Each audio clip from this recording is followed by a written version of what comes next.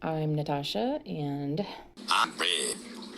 And together we are Syllojism, a science, culture, and philosophy challenge podcast on the edge of chaos. This week's challenge was to do work for a decentralized autonomous organization. Brett and I both chose to do work for the Cabin DAO. Enjoy!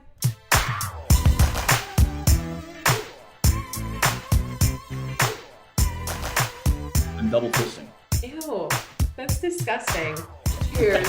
Cheers. Wait, there's me. This is wrong. I'm cheersing myself. So this is you. Okay, there we go. Cheers. Cheers. All right, let's talk about fucking Web3, bitch. No, I just want to say, even before I talk about that, I just want to say that everything tastes better in a jism mug. So delicious. You know what my mom said to me? My mom goes, I don't even know the name of your podcast. I was like, it's Syllojism. She's like, I don't even know how to say that word. And I'm like, I just said it.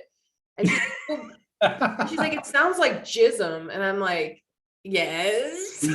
Indeed it does. It's like, but what is it, like like what is syllogism? And I had to explain to her what a syllogism was. She's like, that's dumb shit. That's what my mom said. My mom said, that's dumb shit. Everybody knows that. Like, oh. well, lame. All right, let's talk about Cabin. All right, let's talk about it. Hit me. The reason I chose Cabin, there's quite a few DAOs. So I went down a few rabbit holes. No pun intended. Rabbit hole is one of the DAOs that I checked out. There's another one called DAO House, which is a play on Bauhaus. I don't know why we didn't do that one, because I happen to love Bauhaus. Both the architecture and the music. So. Okay, there's a lot to say about that in another way, but we won't go there. You wearing a black shirt should know better. Black what? You're either a very orthodox Jewish woman in waiting, or a goth, and so this is my Rick and Morty shirt. I love wearing this around kids because they're flicking you off when I pull the top down. The Friends with Benefits was another one. That is I know. I know what it sounds like. I just want to say I started that DAO. So stupid. Friends with Benefits is basically a creators DAO, and they make you pay to be a part of their network. So you have to pay $75 to be a part of their network. And then you have to get coins within their network to be able to vote. It seems like a very well-established DAO, but I don't know. I just did Cabin because A, it seemed the easiest to get in, B, the most well-organized, and C, they had a tangible place that I had heard of somewhere a year ago or so in Austin, Texas, that I wanted to visit.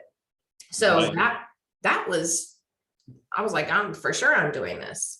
And so far, I would say the experience has been really great. I've done quite a few things with them. I've been on 3 or 4 weekly media guild calls. You did the onboarding call. I feel like they have there's a pretty steep learning curve to getting involved with a DAO, I think. Yeah, I would say so. The process is, well, it's complex, but it's procedural enough that if you can follow a procedure, you can get it done. So I feel like they did a really good job of keeping it organized. Start here. Here are your sections. Go through all of these things. Select a guild after you go through the onboarding process, which you can schedule. Then go and seek a bounty. It seems to me like it's steep only if there are pretty big gaps in your knowledge, or if you struggle with things like following procedures. And I would say that I didn't know much about doing this stuff, but it wasn't that hard. It was. But you also had a spirit guide, motherfucker. I was telling you, Brett, go do this. Brett. Once I got in, most of what I did after the fact was just. You ain't even done the bounty yet. Me being sexy. Well, here's why. Let me explain to you why. Because one of the things that Cabin does that I think is a little problematic is that they send you an email and say, well, the next thing to do is get a bounty, and you should contact a person who represents the guilds that you've gotten involved with. And then you're waiting for them and so on. And you were just like last night or yesterday afternoon, go get it.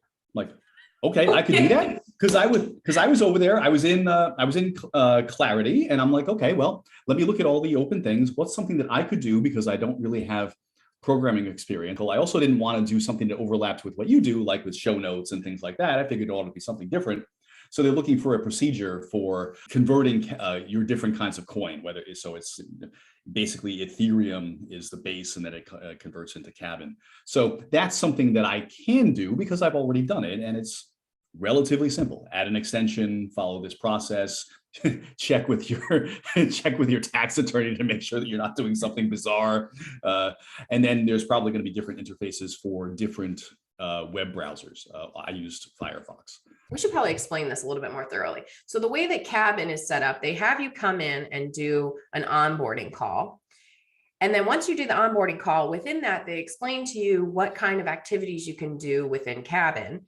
There are different levels of work you can commit to. So if you're kind of like me and you don't, and Brett, and you don't want to commit to a lot of work with them, you can do these kind of contractor like tasks. Right. It's like gig work. You can just do those tasks, and they work through a task management system that's on the blockchain called Clarity. Mm-hmm. And there are a bunch of tasks listed, and some of them have a bounty attached to them. You'll get 1 Cabin token or up to 7 Cabin tokens or whatever, depending upon the complexity of the task. The difference between going on flex jobs and going in and getting a bounty, you have to know about it. You have to understand what it is. You have to want to do it. Whereas on flex jobs, you're just like, yeah, give me my cash. I'm going to do this thing real quick and then bounce. Right. Versus over here as well, the currency is shifting. It's like a moving target. So you have to have a completely different mindset to go in and do the work in a DAO versus going and getting a contract gig or doing a DoorDash or doing anything else. Well, I think there will be people drawn to it who may start off thinking they want to get involved, but then also find themselves just being like gig workers, maybe because they can't even imagine themselves doing more.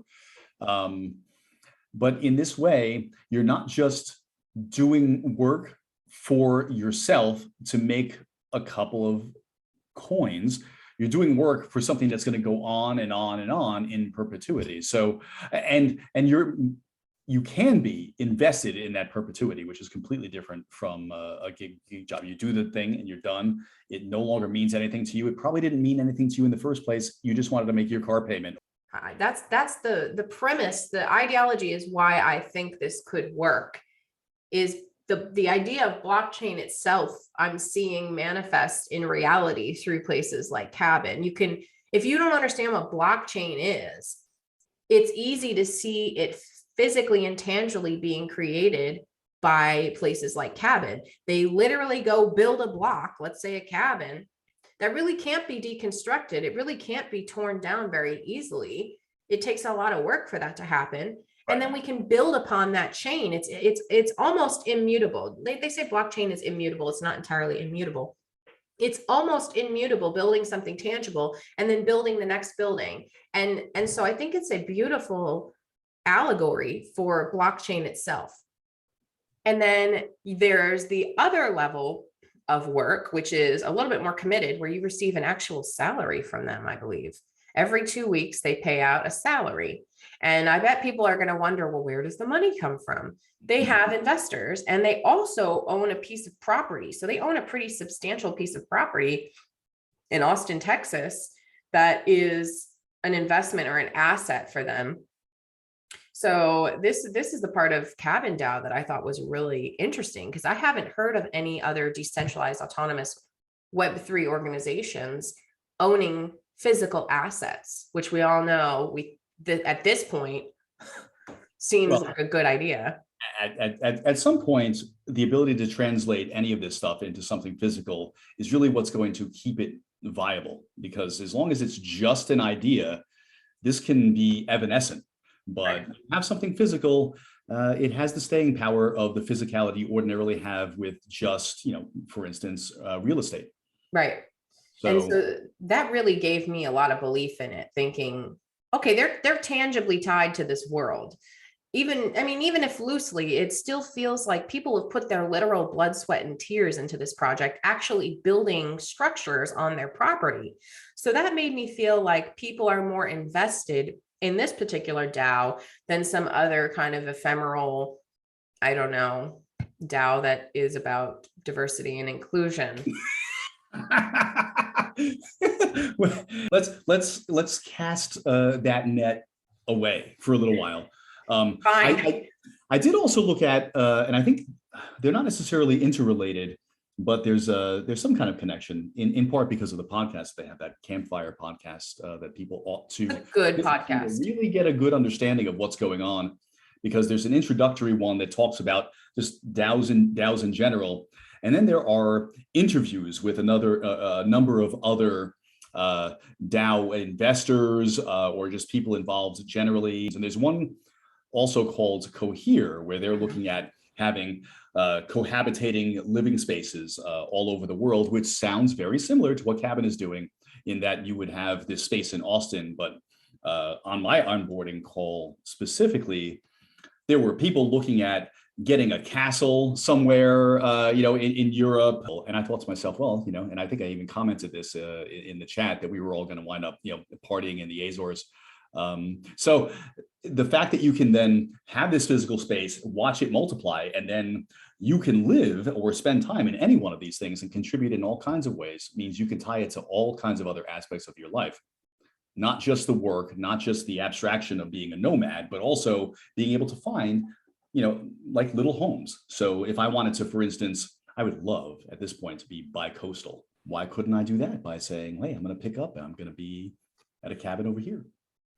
Right. In theory, all of this sounds great. And Cabin, I don't think Cabin's original mission was to be an embassy for these DAOs, but it has somehow translated into that, because on the Campfire podcast, that's how I first got involved, was listening and writing copy for that podcast. And I wrote Twitter threads for them as well. So on the podcast, they invite a bunch of other DAOs into their space to explain what they do. And you're right, Cohere is one of those other DAOs that I found out through the podcast. I listened to the unedited version of the podcast and wrote copy for it.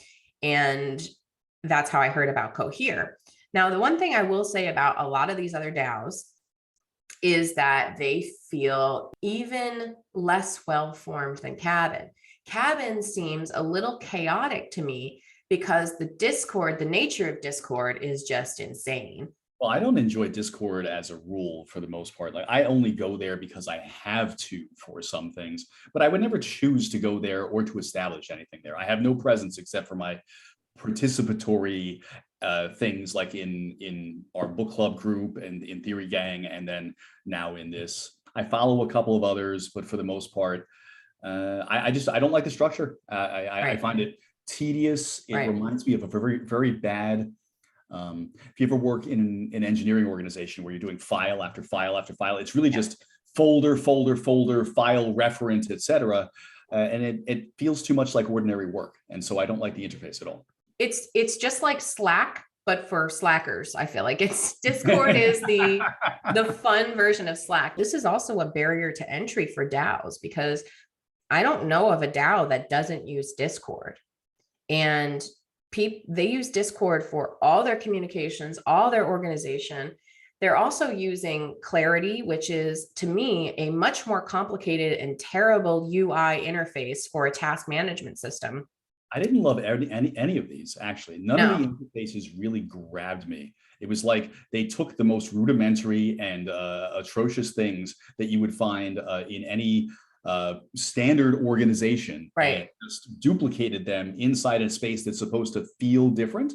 And there it seems to be, and maybe this is the nature of starting something new, there's a lot of bleed over in the way these things are from corporate spaces. If you listen to the onboarding, that's the unfortunate thing about it. And it's unfortunate for me because I step away from corporate things and then I'm like, I just want something different. And it doesn't, at least initially, feel different. And the difficulty I have as well is that the physical space, which I would love to go visit, I think you and I should just like go there and check it out. I would love to. Let's just get on a plane. Let's go. Yeah, let's do it. But Without that connection, I just feel like it's remote work, and I'm not as invested, at least in the early stages, because it is still gig work. And so to me, that's a barrier to entry. That barrier is that it doesn't have the tangibility that the physical space has. Interesting. I feel a little bit different than that, but I like your perspective because I haven't been in a corporate space for over a year. Thank God. I feel like it's more real. It feels like there's less of this masking speech that they use to do nothing. They actually want to do things. So we were talking about, I made a TikTok about Web3 and I said, does Cabin have a TikTok? And they were like, if you twerk in Web3, are you paid in Cabin coin? I'm twerking. Yeah, I'm twerking in Web3. like drop that money on me. I will twerk for Jism coin. We need a Jism coin for sure. We do. That would be awesome. That we could sell Jism coin NFTs. Jism coin is the cheers. Okay, so what was I saying? And maybe just really quickly, maybe one of the reasons that I don't feel the same way that you do, at least yet, is in part that I've only gone through the onboarding, and the onboarding feels corporate. And while the people seem nice, it really doesn't. It doesn't give you the same kind of feelings that you sound like you're getting as you're doing, as you're participating more often. Well, maybe that's because the tasks that I'm doing, I'm enjoying. So maybe if you were there physically building things, you would really enjoy it. But I walked into this space after dealing with the Heterodox Academy, running me around and having me write articles, and then they had me edit the article, and then they were like, sorry, this isn't going to work. I'm like, bitch, it's the simplest research article. And so coming from that, where they're slamming doors in my face, to this, where they're like, you want to write something for us? Please. Yeah. Write something. We want you to write. I'm like, it just felt so welcoming. And not only that, but I believe in the ideology behind it, which is that this is supposed to help people invest for themselves who don't have all of this capital to buy homes and to do all these things. You can do it with your own two hands. That's the theory of this. And so I buy into that. So this is one thing I wanted to talk about that's really important for people who want to get involved in DAOs. They need to understand that when you're doing work for these DAOs, you're doing work for an ideology. You're doing work for a premise. You're probably not going to get the immediate transactional value, because when I started doing work for Cabin, it was $9 a Cabin coin. Now I think it's like $4.50 or something. So there was a huge dip, but it's not just Cabin, it's all of crypto. And that mirrors market fluctuations. And there's probably more volatility in new coins than there is even in, let's say, like the established Bitcoin. And there's even more volatility in that than there is in the dollar. But there's also mirrors in the marketplace generally. So if you go but the difference is that the actual dollar doesn't fluctuate as much. Fiat is protected from the market conditions on that level. And that's what I think is missing in crypto and Web3 space. And they tried to pretend like they were doing that with this token called Tether, which is a complete farce. And now I'm getting into the criticisms of the Web3 space, because there are myriad criticisms, that this is basically just a place for people to pump up their own investments, like Gary V. It has a kind of, I don't know, chicanery to it, I think. It does. And it makes the work being done at Cabin, which feels very genuine and very good, feels very good. Mm-hmm. It makes it feel like the whole thing is built on a giant house of cards. And why don't coins generally have something like a standardized value? Tie it so within Cabin, the coins should have coin space value. That's standard, no matter what it is, whether coin relative to $1 is worth $1,000 or 10, that one coin should be worth whatever it is in Cabin space. It's only when it's exchanged, I think, that it ought to be something different. That's one thing that they're working on to try and incentivize people more. So they're working on an NFT Passport program, which is basically to say, you're kind of a verified member. With you buy this NFT, it's a passport. It's a place for you to have all these stamps. Like if you collect 10 cabin, for example, you get access to this aspect of the community. You get to come and stay on the property for this long. And so that's the way that I think those passports and coins are intended to be used. But the problem is most of the work that we're doing, most of the tangible aspects of what we do is when we translate our coins into money. And so until these spaces are more all-encompassing, where I can go buy a loaf of bread with my cabin, then it's going to be really hard to stabilize anything. And not only that, but we're creating these kind of isolated communities where like I'm doing all this work in cabin, which doesn't translate necessarily over here. And if I go to translate any of this coin over here, it loses all of its value. Well, that's a huge problem, because without doing something to stabilize that value, then you're only going to be able to use it within that ecosystem, and that ecosystem, like any business that doesn't get something from the outside, is going to wind up collapsing. It's not going to be self-sustainable without the ability to pull in resources from the external. So it needs to find a way to make itself meaningful, viable, and stable enough in the outside world.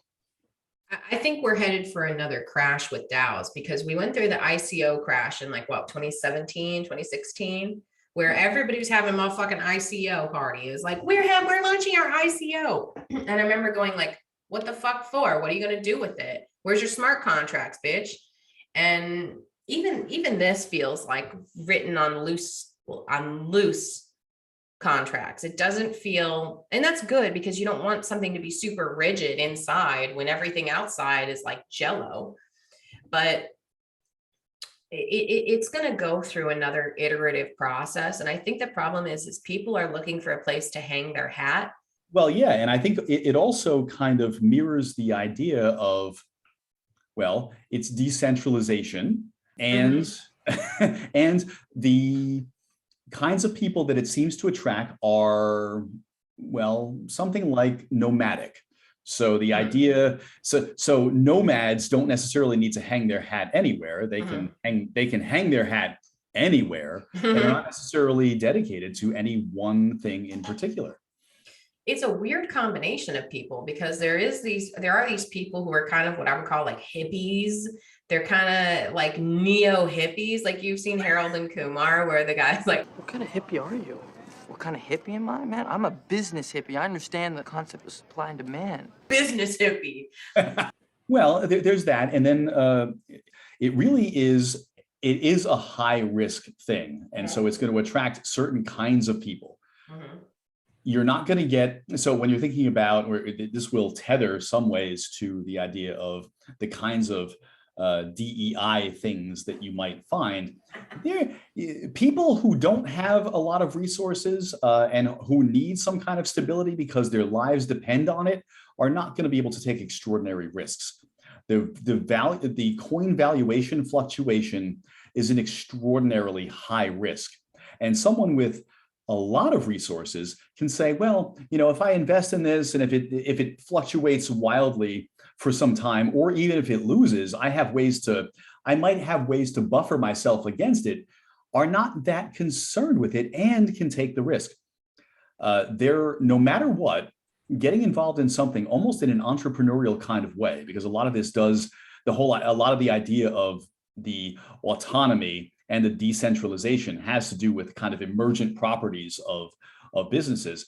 In order to be emergent, you need to also have some stability. And all too often, people are going to be excluded. And I don't know what that base level is, but you're not going to be able to do this if you're risk averse, precisely because you have a lot of economic insecurity. Right. And that, like you said, speaks against their DEI initiatives, because there is such a thing as a poor people mentality. Poor people look at what's right in front of their face because they fucking have to. Unless there's like a get rich quick thing. That's a certain type of poor person who is. Well, that's your ICO. Right. And those are the people that you don't want to attract, that think, oh, I'm going to get rich on this, because the second the coin drops, they're like, fuck. There is a hardworking person that wants to see their gains kind of adding up for the work that they do, but they need those gains immediately. They need those transactions. So I did a couple bounties. So I wrote Twitter threads, I did copy for a podcast episode, and I've done a Twitter thread for an article that was written on Mirror. Mirror is another blockchain-based platform that's like a blogging kind of platform. So I took basically an article they wrote and translated it into a Twitter thread. But one thing that I took from that was a positive aspect was this idea that you have to be inclined to gifting. You have to understand kind of the indigenous aspect of gifting, which we've gotten away from in our culture. We expect everything to come tit for tat. We want a quid pro quo, whereas in this space, we have to give. Like, I'm giving, and I didn't even get paid for over a month. And I'm like, y'all ain't making this look real good. And then of course there was someone there to hold my hand. Roxine contacted me a couple of times. She's like, I'm sorry, I didn't mean to, miss this or whatever. And she walked me through it. And they actually had paid me for one of them, but my wallet wasn't set up properly. I hadn't imported the coins. Another little bit of you should have followed the SOP that I am about to write. But like it's a mess in there trying to find anything. So like the barrier to entry, technically finding your way through this web is substantial. So so they had an in-person workshop where they had certain people on Zoom and certain people were in the room. And they led this workshop on how do we create a UN for DAOs, basically. How are we creating a social responsibility core that takes all the aspects of DAOs and shares them amongst each other and the people who want to participate in them? Because there's what I found is a lot of people do work for multiple DAOs because they believe in the ideology of it. And one of the aspects was we need to promote a culture of gifting rather than what is this culture from the outside of transactional, like I said, quid pro quo. But the problem is that is all nice and well, but it does not actually translate to the people who need it the most. The people who need it the most are looking at this like, I don't have time for gifts and shit unless I'm on TikTok. Then you're trying to get them gifts, if you know what I mean. Right. But this is the thing, is like, I feel like people are there. They're there in spirit, but they're not in the right place. They're like looking around at this place in TikTok, like, this is really great. I love giving to people. So the ideology of gifting is there. It's just completely misdirected straight back into like a capitalistic monster. Whereas they could be contributing to these kind of societies. But A, it's too complicated.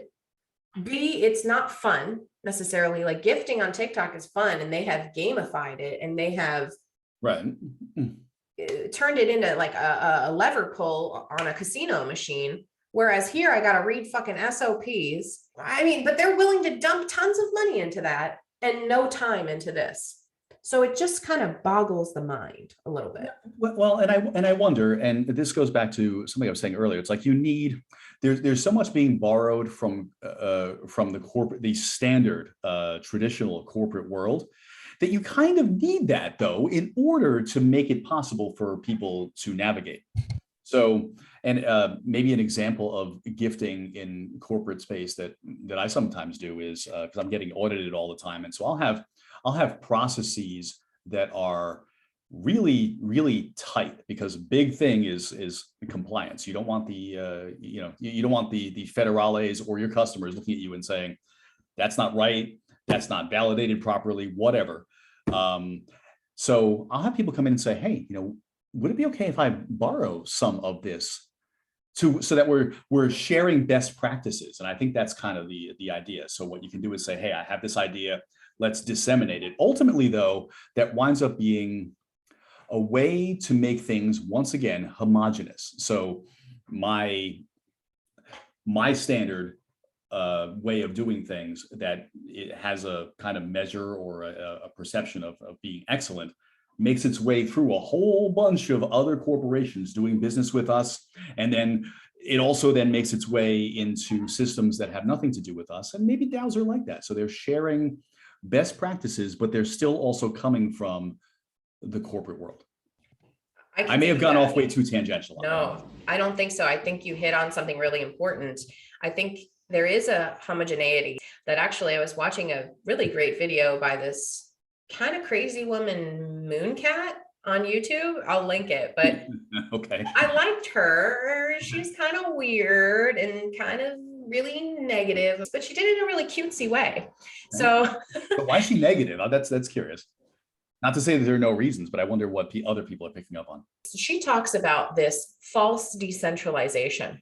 Okay. She calls it a false decentralization because what I've seen is that the hierarchy of these things is not totally flat. This is not some utopic another now like Yanis Varoufakis or whatever the fuck his name is, Greek prime minister wrote in his utopic book. It's not a flat hierarchy completely. It can't be, because people come in there, just about anybody come in there with an idea, and you got to be like, that's not the direction. We need direction within these things. There has to be some centralization within the decentralized node to say, this is where we're leading from. And you try to do that via consensus. But as you well know, trying to run a democracy requires a certain amount of buy-in, and it has to stay small. So anytime you get too big for your bridges, you start getting a bunch of waste, in a sense, where people are not actually contributing. There's not actually a core group. They don't actually understand the mission. And so this is the problem we've talked about time and time again with corporate growth, that it kind of has to stay nice and tight along a trajectory in order for it to maintain a truly, or as close to truly decentralized structure as possible. So Munecat criticized this, saying that not only she wasn't talking about within the organization it's not decentralized, she's talking about the entire network not being decentralized, because what she's saying is it's still owned by the VCs. Who owns most of the coin? It's still these big high ticket investors. Right. They still own it. But the good thing about these DAOs is a lot of them have voting power that is muted. So we talked about quadratic voting a while back, how that's apparently how Cabin is doing theirs. Yeah. Yeah. So just because I hold 1 million tokens and you hold 10 shouldn't mean that I am the Lord on the manor, so to speak, and you're the little thief. Right. I mean, kind of is, but less so. Little Thief, is that your nickname for me? Little Thief. Yo, Little Thief, what's up? That's your rap nickname now for the rap battle. Lil Thief and the Theory Gang. Oh shit. She also did like a really funny analysis of Gary V. Do you know who Gary? Of course, you know who Gary V is. Not sure. Gary Vaynerchuk? Probably not. He's like this big, he's big on LinkedIn. He's like this hustle culture god, I think is what I would describe Gary V as. Okay. He talks about how his father owned a wine shop, and basically he came in and fucking whipped that thing into shape. Now he's a multi-millionaire. Basically, he has all these little people who look at him and think he's the fucking coolest thing in the world, and they buy into all of his bullshit and make him more rich because they think that somehow being in proximity to him and his ideas is going to rub off on them, and they're going to be like hustle gang lords and ladies. That's the theme of you want to be Little Thief too? What's up? So she talks about Gary V, how basically Gary V minted a series of NFTs, much like Johnny Depp has a series of NFTs. And is it like Dookie on a pillow? I mean, I might even buy one of those. But it's like, this is why the NFT space is getting such a bad rap, because all these people, these artists, these people who really believe in the principles are seeing motherfucking Gary Vaynerchuk minting NFTs and then selling them to his buddies, like the Bored Ape shit and all these other NFTs. And then those people get more rich. Actually, they've all lost their fucking asses right now, which is hilarious. And the gods have willed it. I think it's a little horseshit. And here's why. And now not that I'm some guru, not that I'm the Nostradamus of NFTs, but especially early on, the novelty is interesting, but the volatility is there. Again, crash.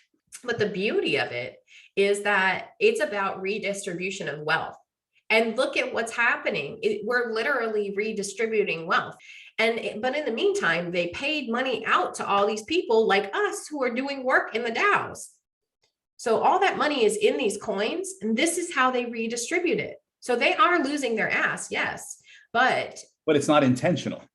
The intent was never to redistribute and to have them lose their ass and give you some money. That's a consequence of not understanding what was going to happen in the market. Yeah. And it is not a consequence of a brilliant plan to execute a redistributive system. No, it's not, but it's like I said, it's iterative. It's going to go through iterations, I think, but we have to have buy-in from the Gary V's of the world. And this is my criticism back to Munecat, is they hold all the coin of the realm currently. So we need those motherfuckers to buy into a decentralized or less centralized system so that people can get money, so that we can create something new. Everyone works for the corporation now in some way. We have to play inside the game at this point. As David Foster Wallace, who you loathe, would say, this is water. It's everywhere. It's inescapable. I don't love David Foster Wallace. Bam, David Foster Wallace in the house. I like David Fozzie Wallace. I don't know who that is. Is that like Fozzie Bear? Didn't you see the meme I made? We need a shirt for that one too, as well as Thought Puppet, by the way, which we should NFT the fuck out of a Thought Puppet. I'm gonna make NFTs, like nice fucking t-shirts. NFT, I'm down. That's the next one. Look at his mug. Look at that sexy motherfucker. Look at this sexy bitch. That's right. And this is the bomb right here. And I think we should take a portion of the proceeds and donate it to the Keep Ted Kaczynski Alive Forever Fund. Because that motherfucker can't die, because it cannot be that everybody we podcast about dies. Otherwise, this cabin DAO is going to shit. Well, I think we broke the curse. Kanye's not dead yet. We talked about Freud and Stephen Jay Gould, and they're already dead. So paradoxically, by talking about Freud, we're keeping him alive.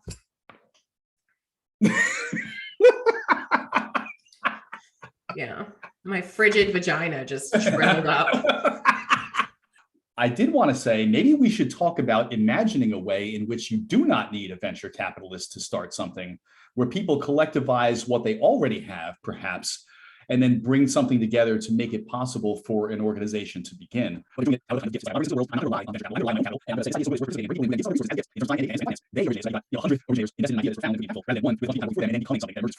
So, crowdsourcing. Yes. Well, yeah. I could have said that more succinctly, but yes. So why isn't these bitches be crowdsourcing? They do, baby. I told you, friends with benefits, crowdsources, they require you to pay. That's a prostitution ring.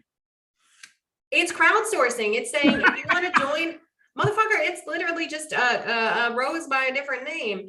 They're saying, if you want to be in our little clique, in our group, in what we're building, we need $75. Make you holla.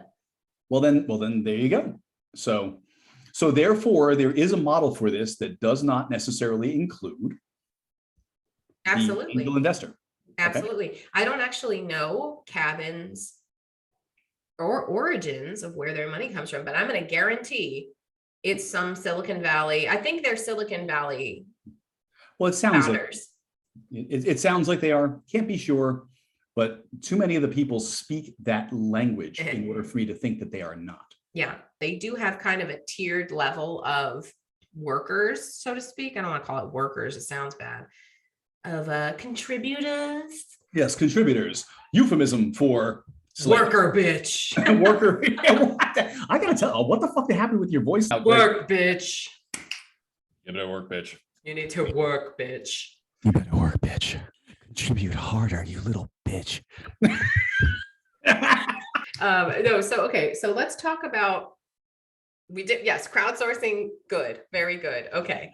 There needs to be a way that people can say, well, it's not exactly following this model in all instances. It does not have to. And the beauty is that somewhere in this is the capacity for it to be much more closely utopically decentralized than the traditional corporate structure.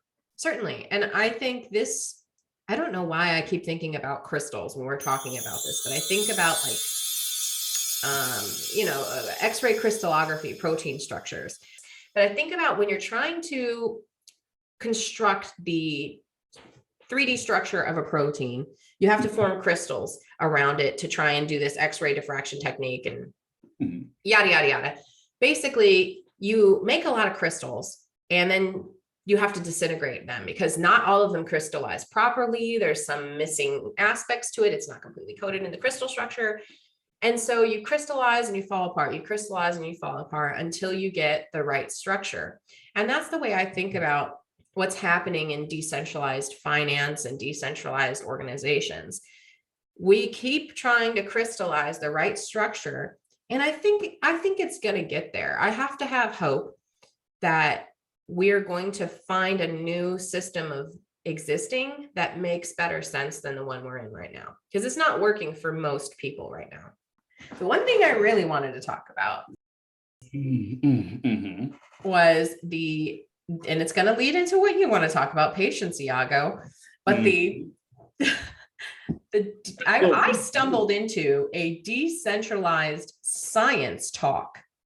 And the very first motherfucking thing I heard in this decentralized science Twitter chat was that we need to stop using terms like whitelisting when we're talking about a coin or white labeling or a white paper or whatever.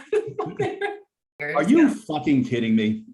The reason I got a notification for it is because I follow Surge Women, which is the very first bounty I had was to listen to the podcast with Surge Women, which is a DAO that is trying to promote more women in the Web3 space. And Surge DAO, the founders, were doing a talk with this woman who does decentralized science.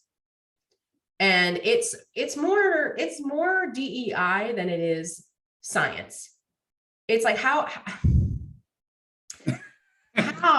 Should have seen the eye roll you did when you talked about it, the decentralization and the women. I didn't hear shit about science. All I heard about was inclusivity. And that's my main beef with that whole movement is it's inundated with this pestilence that they don't even recognize I don't want to get all Jordan Peterson on it, but the potential for the destruction of meaning with this overbearing DEI bullshit. We're losing when we let that take precedence over the actual mission of what we're trying to accomplish here. Yeah. And so why it is that in corporate America, this hasn't been shut the fuck down, I have no idea. It's a ghost. There are good ways to talk about these things and do these things without making it so overt and so central that it winds up actually just destroying the work you're trying to do. We don't come together to talk about whether or not we have enough two-spirit BIPOC people, in the engineering department. We're looking to get shit done. The fact that you are any of those things is irrelevant. And by the way, I have this general belief, and this is just me, and I know you and I disagree about the idea of multiple intelligences and so forth. And we'll get to that at some point in time when I will smack your shit down like Lil'Fief does in this motherfucker. But the fact that you came from some weird area of the world that's a little bit that isn't exactly Eurocentric or whatever doesn't make you an original thinker. It doesn't contribute a unique fucking perspective on the technical project you're working on. The fact that you got a vagina ain't changing whether or not the solution to a complex problem none of this stuff relates. It is I disagree. Fucking useless. It's the generalized ability to think is not going to be affected by your origin story. I completely disagree. So I don't want to shit on diversity and inclusion because I find value in multiculturalism. I think you're exactly wrong that because seriously, because I come from a different space than you do, which is why there is magic in this space. And so I think diversity is important. It is, but it's again this edge of chaos thing where if we are too diverse or we focus too much on it, it's going to fall the fuck apart. And it's a trap. It's a scary trap, because we can all melt into one big glob of Neapolitan gray ice cream if we don't carefully move through this. But I do want to be very clear that I do think origin stories matter. And I do think it leads to more creativity, because there's shit that you and your white man brain haven't thought about that I have. Because I have been outside of your white man brain, and there are things in your white man brain that my brown girl brain hasn't thought about. But if we just listen to white man brain all day long, it's first of all fucking boring, and second of all, okay. Number one, I take Lil'Fief take issue with all this bullshit. Lil'Fief, get on the rainbow train. But here's what I'm saying. You can include people, and that's all great. I'm not shitting on the idea that diversity and inclusion are important. It's the attempt to be equitable that I struggle the most with. And I also think that the attempt to make it a part of every conversation is detrimental to work itself. If I am in a meeting and I need to say, and especially how this is decentralized, I'm gonna, by the way, go here because I have chosen to. Mm-hmm. How much DEI do I really need? You're gonna come here, bring your work, and you're gonna be a man, a woman, an NB. You're gonna be whatever the fuck it is you want to be. You can be a dragon master in some weird furry cult. And I'll fuck with you. That's good. But people are coming here, they're coming here autonomously. And I think in attempts to do this thing and to have these kinds of architectures in there, in a way, destroys autonomy. I don't agree. I think they're not trying to be authoritative about it. And this is the whole Jordan Peterson argument, is what's the difference between being authoritative and just putting the woman's face on the magazine or the woman's body on the magazine? That's not authoritative. Just having it be part of your mission that you want to include more marginalized groups is not authoritative. What becomes authoritative is when you grant that segment of your culture the status of deity. Well, but that's what we're doing when we're going out of our way to make 50% of what we're doing just talking about our backgrounds and our pronouns. That's too much. And whether or not I'm going to have top surgery and yeet the teats, and I'm going to bring them in and show them off in a nice little formaldehyde-filled jar so you can see what I was and what I've become. What? So what part of that has to do with designing X or accomplishing Y? Zero. Okay. Fucking zero. And by the way, I do have an issue with this Jordan Peterson thing. And shit. So we don't need to talk about this, but no, go for it. I think he has a thing where he's right, and he's right in that. So this is the cover of Sports Illustrated. Sports Illustrated. This is like when Victoria's Secret came out with all this weird. You are going to look at people who achieve elite things from the top of the world that are almost impossible, and it's Sports Illustrated, and I've got this person on the cover who would be fine almost anywhere else. But imagine, for instance, if there was a Black women's magazine and all of a sudden I put some white woman up there or something like that, the uproar that would happen. But Sports Illustrated is not a skinny woman's magazine. It's a beautiful. It's an athletic person's magazine, and there are zero, let's say, high-level sports competition people who also have a certain somatotype. Okay, but the issue here is that the swimsuit edition is not about sports; it's about sex. Well, it's not about sports or athleticism. It's about sex and hot women. And that woman is now being put on the cover as a person who is sexable. Well, she's sexable. Sure. You're just mad. You're just mad. I'm not mad. I'm just saying I'm saying this is what happens. You're taking something that does not represent a thing and then forcing it on people who are not going there to look for a thing. It's not forcing anything. But what does this have to do with putting a fat woman on the cover of Sports Illustrated? She's not sports. But who are you to say that she doesn't belong there? Like literally, it's Sports How many Illustrated. javelins can she throw? I'm being completely a dick right now. But Sports Illustrated is the authority on who belongs on the cover of their magazine, not you. No, it's been hijacked by authoritative sources and blah blah blah blah. No, anyway, I'm trying to do a really bad Jordan Peterson argument. You realize I'm gonna reface you with Jordan Peterson. Put you on. You realize that's happening, right? Okay, that's happening. I don't believe 3/4 of this stuff that I'm saying, but I'm just kind of going out of my way to be an You ass. don't believe that because you sound like a total dick right now, by the way. I can sound like a dick and not be a dick. This is like having an idea but not necessarily believing the idea. Oh, it's a dialectic. It is a dialectic. It's a self-dialectic. So, okay, did you see the meme of Jordan Peterson where he's like, he puts all these things up on the wall, like the scary Marxist and all these other things, and he's like crying in the corner.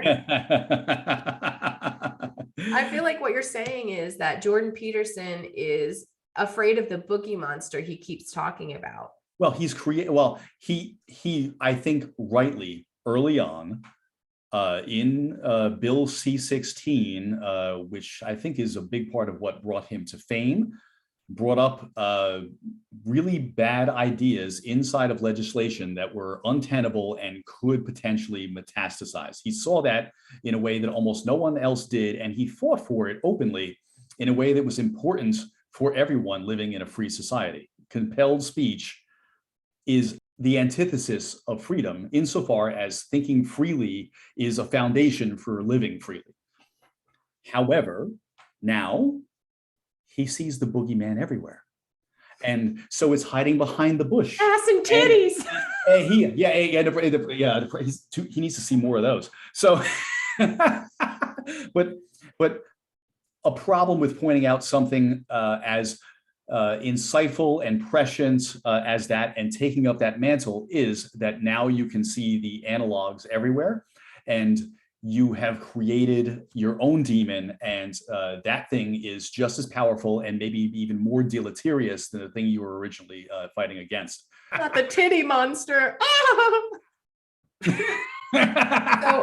So the one thing I will say I agree with Jordan Peterson on is that there is potential for this dragon of the void to come in and consume meaning. I do believe there is potential here.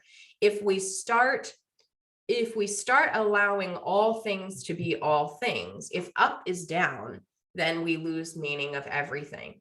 But beauty is not one of those things. Beauty is subjective. Even athleticism is subjective, right? If you, depending on what's the sport? What's the sport, motherfucker? Because if it's motherfucking cake eating, that bitch got it. Well, it also fits sumo wrestling. Right. I'm sweating. I don't even know where we're going with this. My fat ass is sweating over here now. Hold on. I think I'm sweating too. It's because there should have been Lizzo on the cover of that magazine. Okay, so there's where we. It's not entirely subjective. So symmetry is not a subjective thing. If you see somebody walking in looking like the motherfucking Elephant Man, you know that's an ugly motherfucker.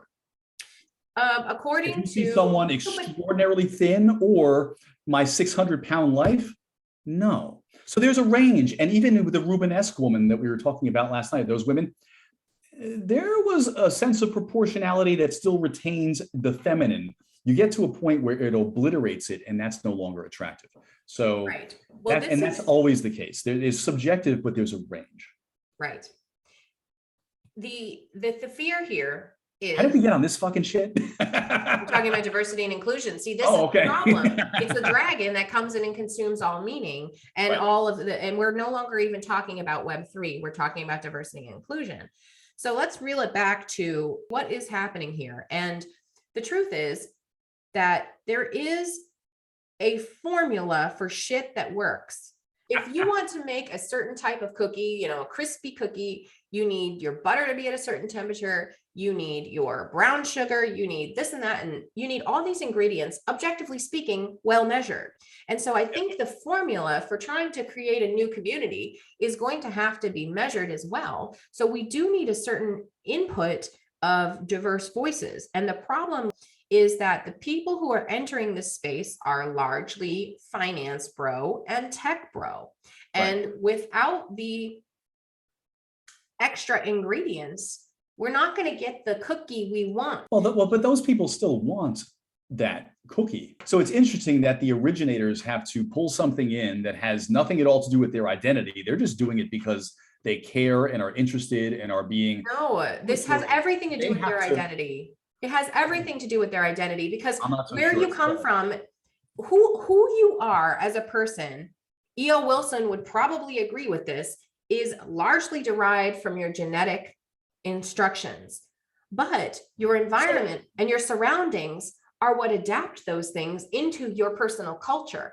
And so we all have different places and environment. It's the nature versus nurture thing. Well, and so I agree with you on that. And so the people who are going to start it are necessarily going to be these people who have been steeped in these cultures and have had, let's say, the kind of parental support and the kind of financial backing, whatever it took to get them through their education and so forth, and their connections in, well, largely venture capitalist startup spaces, mostly in places like Silicon Valley, right? So you start there, and no one else is going to start it. There's no where is the group of people who are not going to be of that grouping, who are starting up such spaces. It's their job ultimately to find ways to include people, but that doesn't make it that they're artificially creating a space either, such that identity becomes more important than the work itself. If they do that, then they're just going to devolve into the same thing that corporate America is becoming, and it could wind up being its undoing. And so that's my concern. All the shenanigans and goofing aside, when you force things, they don't work. So they're trying to reconstruct this by injecting these people into these spaces earlier, because the truth is that it's not all bros. There are a lot of women starting DAOs now. Mm-hmm. So for you to say, oh, it has to be men, it has to be these people from these backgrounds, I don't think so. So for example, it's still going to be predominantly those people starting it. It's not that women can't, it's not that anybody of any background can't start it, but just like with the composition of STEM itself, let's say, because a lot of this is still based on a foundation of STEM. STEM is changing.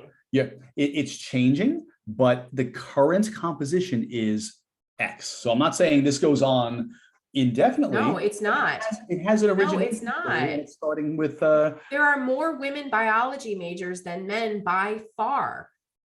And so now that does tenure reflect that? Fuck no. Why? Because that's a gate kept structure that they're trying to conserve. Now, what's happening on the outside with all of these other scientists and this, what Peter Turchin calls overproduction of elites, they bringing the whole motherfucking system down. So this is where people, I think, are afraid of what could be. But I don't think we should be afraid of it. I think we should be cautious. I think we should be aware, but standards change all the time. And if we're trying to build something truly revolutionary, I think we have to go through the postmodern fire potentially to get there. Well, the fire is already there. And the problem is that the fire is also in some ways impeding some good progress. So, no, it's impeding progress in the same direction that we've been going. And this is what postmodern ideology is all about. It's about tearing down the hierarchy of meta narratives. It's about reconstructing reality. And you loving Bauhaus, I don't understand how you're so afraid of a little construction. I'm not afraid of construction. I'm afraid that in the process of deconstruction, there is no construction. That is a real fear. I think that's a real fear. But it may not be, when we tear down a building, What goes up in its stead could be nothing. It's the absence of a building. It could be something completely different. But it's a scary moment where we have to reevaluate what we're trying to do and what we want. And I think Web3 DAOs are an interesting place to do that, because it's people who do want to work, people who do want to see change. It's a very important thing that is coming with so many risks and so many things that are actually nefarious. This goes back to our whole simulacrum and simulation discussion. I think this is a great time and a great segue to talk about our next challenge. Our next challenge is going to be to read Simulacra and Simulation by Jean Baudrillard, which we're reading for book club currently. So we'll have a couple more weeks of that. But then we're going to talk about all these examples and kind of try to reframe Baudrillard's language into something that's a little bit more digestible and less fucking pompous. But I think this is a good segue, because what we're doing with Web3, if we talk about the simulation of work and what work used to be, banging two sticks together, all the way to this corporate speak that no longer resembles work in any way. Work is a simulation of work now. And it's also meshed with living. So this is an important thing when we think about DEI as well, because when you do work for a DAO, you're largely subscribing to the ideology of the DAO more so than you would ever subscribe to a work culture. It's what corporate culture has tried so hard to be with their values and bullshit, but it could never be, because the stakeholders were always external to the company, largely. So now there's a lot of people, like you said, that are invested. So the stakeholders are more aligned than they ever would have been. So we are reconstructing a new kind of work that is more in sync with life and living and values than it ever has been before. So what the fuck kind of simulation are we in now? Oh my God, dude. Well, anyway, so let's wrap this shit up. I am still very optimistic. I went through a little bit of a hopelessness period when I was reading about all these meta DAOs kind of coming in and doing the same shit. But there's always going to be shitheads and people trying to get rich and people trying to do shit that is not savory. As long as there are people that really care and can do the work and can cut through the bullshit, we'll be okay. We have to start somewhere. And maybe this will bring us full circle to something like work and life having a parallel, shared, interwoven meaning that maybe we've lost since industrialization. And we're going to meet at Cabin Zero. Period. And we're bringing jism mugs for everybody. Jism mugs for everybody around the campfire, baby.